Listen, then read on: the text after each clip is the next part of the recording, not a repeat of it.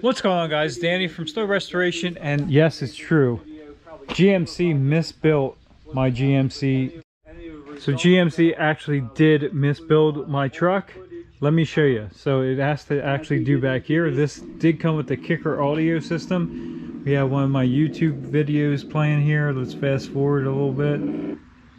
But here's my reasoning on it. If you listen, again, sits a lot. You can hear, and it takes up a there is no sound coming from this side. As you can see, let me go ahead and pause this. I'm sure I will. So, as you can see, I have this pulled back. So to get this out, there's two here, two in the center, and two on this side, right here, and right here, and they are torque spits. Let's see what they are. T30 torque spits, and one here and one here is a smaller torque spit. It's a T20 torque spit. So once you get these out, this whole piece comes loose. So obviously I've already pulled it apart. I already know what's going to be in here. I had a suspicion of what was going to be going on, and it turns out I was correct. Now definitely be careful. Don't step on this while you have this apart, because these bigger bolts are actually the hinge bolts for this pivoting piece here, the step. So you don't want to scratch anything or damage anything. So once we got this all apart, obviously you can just kind of grab this panel and lay it back. We just lost a bolt here, one of the small T20. That one's still in. Should probably take it out, but everything's connected here. Right here is where our USB port is. This is the wiring for our controls there. We have a speaker wire hooked up to this speaker wire, and nothing on this side. So apparently somebody forgot to plug this side in. I don't know if they got busy on the assembly line or distracted or whatever, but it did not get caught. This is the way it came shipped through. So that comes from up there, and right there it is. So we have a positive and negative. You can't plug it in wrong. So there's a bigger terminal and a smaller terminal. So we'll go ahead and plug these in, and I'm gonna be pretty confident that's going to resolve our issue here. So we'll just tilt that back up for the time being and hit play here. I've enjoyed it. Eventually, I'm sure I will regret selling it. Let's get a better sound clip here. I need to make somewhere here is just kind of headed in a slight. The sounds of the Turbo GMC. Fixed. I did take this. We did what GMC couldn't do. So we'll go ahead and get this put back together. We'll start with these small screws, get them put back in, and I guess because this hinge is actually attached to that, we'll have to adjust this. Yeah, we'll have to make sure that's adjusted correctly before we tighten everything back up, but we should be good. Let's get this put back together. So we got our bolts back in here, everything loosely in place. There is a tiny bit of a line there. You can kind of see where this was adjusted before. So we're just going to lift this up, go ahead and tighten this side up, and I'm betting on this side we can probably sight that up too and get that straightened. Once we snug all them up, we'll test this, make sure it's not rubbing down here on the trim or scratching anything. And with all of that tightened up, we'll go ahead and shut that part. It does latch, and if you look through here, that reveal is pretty even, so I'm good with that. We'll turn this back on and just make sure nothing came loose, but I think we're good. So a lot of people, I'm sure, are going to say, why did you fix this? Why didn't you take it back to the GM dealership? Well, that was literally a 5-minute fix, and it didn't cost a ride to the dealership, making an appointment, dropping the truck off, all that mess. And I prefer to do my own work on this, on all of my trucks, and especially this one because it's brand new. So I just fixed it myself, saved GM a little bit of money, I guess, and saved myself some time. All cleaned up. Looks killer when they're clean, but black trucks are definitely hard to keep clean. But We got one problem fixed, and that was the speaker system not working proper back here, but we still have to address the scratch, if you can see that or not.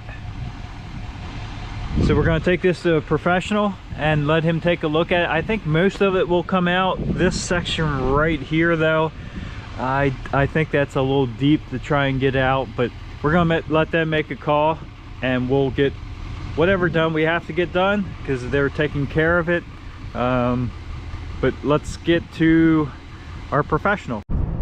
Looking out on that beautiful clean black hood, this is quite the view with the new screens. It's definitely impressive. A major update they did on these trucks, and it looks really, really good. I'm very impressed with the interior. I'm sure the trucks don't drive all that much different than a 2020 to 2023, but it does drive extremely well, especially being a 3500. Don't know if you can see in there the heads-up display. Also very, very much love that. So we're actually pulling up to our professional here right now, and you may recognize that Pristine Auto Detail. We've been here before. Chad's a really good guy, so we're going to pull up here and get him to take a peek at our situation and give us some advice on what to do. All right, we're here with our professional, Chad, and he does paint correction and coatings and everything, so he already spotted it. Oh, man. That's not a good sign. Yeah, that center part right there is pretty deep, but and that's it. Doesn't trail. I don't think so. I didn't catch it anywhere else. I think that's just us. Yeah, anything else I think is going to be extremely light, but what do you think? It's in there. Like right there is the deep part. Yep. Right in the middle. Yep. That ain't coming out. I don't think that's coming out. Okay. So you didn't wax it or anything, did you? Not really. Just like, you know, car wash stuff, but.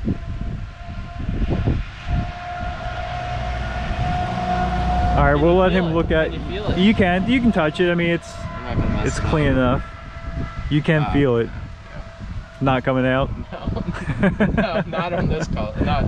I mean, you could hide some of this. You could lightly sand some of this. Right. But this area here, where you can feel it, and I almost think you can see the primer. Oh, is that right? Like I can see. That's why I was asking if you washed it, because you can see white. Like yeah. Like especially in that area right there, just that. The deepest spot. Like it's light, then it's just deep, then light. Yep. And then I think it's a little. Yeah, like this, I think a lot, like this area could probably fade. But there's not that much clear on these trucks. Yeah, I know. That's the problem. It might look good for a year or two, but then if you keep this thing for 10 years, I don't know, it could take it off too much clear. Not a good idea. Like I don't wet sand these things. Oh, really? Like a new C8 or something? No, like they all have orange peel. Yeah, yeah. But I usually don't recommend wet sanding it because there's not much to work with from the beginning. Gotcha. And it might look okay for the first year or two, but then you might have clear coat failure down the road. Right. Somehow we lost GoPro battery there, so that unfortunately I didn't get any footage on the end of the trip to Pristine Auto Detail talking to Chad, but appreciate Chad looking at the truck. He did, however, recommend taking it to a body shop, and he said it looks like it's going to be a little bit deeper in the clear coat than he's comfortably going. You possibly could polish it out, but that's going to make the clear coat, especially in that area, very thin. So our next step is his recommendation, and if you didn't know, from Pristine Auto Detail to Peach Bottom Auto Body is not very far. Duramax Jack gets a lot of his work done at Peach Bottom Auto Body, so I think that'll be a good option, and that's where we're going now. So we're here. Let's see what they have to say. All right, we're out of there. I didn't record there. Sometimes it just gets weird. You're conducting business, so I probably should, but I don't always. I just kind of get weird with that. But he was in agreement. It's not going to buff out without being at least dangerously thin. So recommend a repair and a full bedside re-clear. So there's actually a very slight scratch scuff in the clear on the other side. It will buff out. He said he's going to check, they'll touch up, buff it, and then check mill thickness. If it's too thin when they're done, they can re-clear the other side in addition to that. So we got the ball rolling. He's given an estimate, and we'll submit all that, and hopefully we don't have any issues. I don't think we will. Sucks, but it is getting taken care of, so that's cool. Yeah, that's the short of it. We have a scratch, we're getting it fixed.